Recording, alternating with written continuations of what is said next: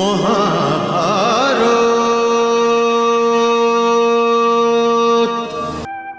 এ বিধাতা, এ বিধাতা,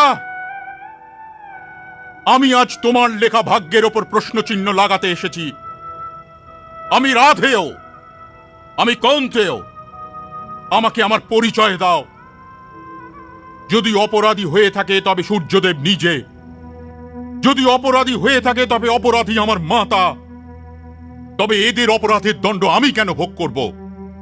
সূর্যদেব তো এখনো প্রকাশ বিন্দু, আমার মাতাও রাজভবনে সুরক্ষিত আছেন, আর আমি কেবল পরিণাম হোক কেন করছি?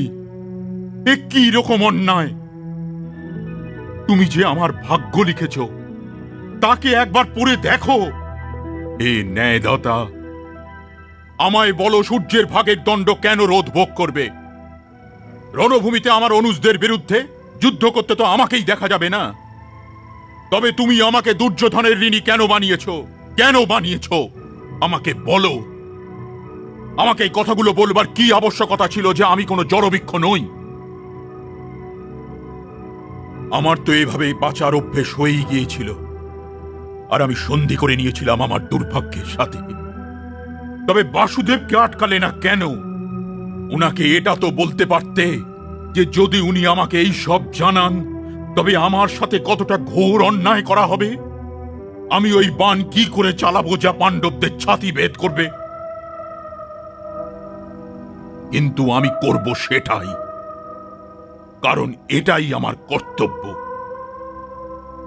তুমি ধর্ম আর অধর্মের মধ্যে হতে যাওয়া মহাযুদ্ধতে আমাকে কেন তুমি অধর্মের পক্ষ নিতে দিলে? আমি পাঁচ মহাবীরদের ভাই, কিন্তু একলা। যেদিকেই তাকাই দুর্যোধনের করা কোনো উপকার সামনে এসে দাঁড়ায়। তুমি আমাকে ত্যাগ করতে পারো বিধাতা, আমার মাতা আমায় ত্যাগ করতে পারে, কিন্তু আমি দুর্যোধনকে ত্যাগ করতে পারবো না। ত্যাগ করতে পারবো না, আমি দুর্যোধনকে ত্যাগ করতে পারবো না।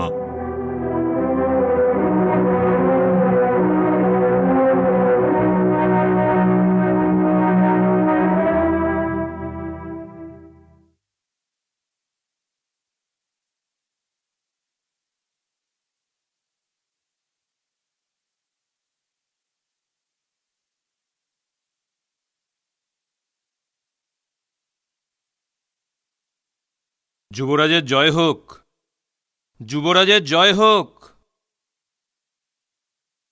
কি হয়েছে? অঙ্গরাজ দেখা করতে চাইছেন। অঙ্গরাজ? তাও আবার এত রাতে? ওনাকে এখানে নিয়ে এসো। যথাজ্ঞা।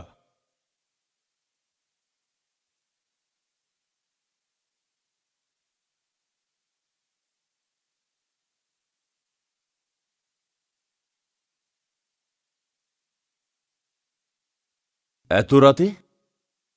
তোমার নিদ্রা ভঙ্গ করার জন্য ক্ষমা চাইছি মিত্র। আমাদের দুজনের মিত্রতার মাঝে ক্ষমার মতো শব্দ কোথা থেকে এসে গেল? আর একটা কথা মনে রেখো মিত্র, যে আমার জাগা আর আমার নিদ্রার ওপরেও তোমার অধিকার আমার অধিকারের চেয়েও কিছু কম নয়। কিন্তু এত রাত্রে আসবার কষ্ট করলে কেন? ব্যাস, মন চাইল যে তোমার কাছে আসি আর তোমাকে জানাই যে কখনো এটা সম্ভব হতে পারে যে তোমার ছায়া তোমার সঙ্গ ছেড়ে দিল,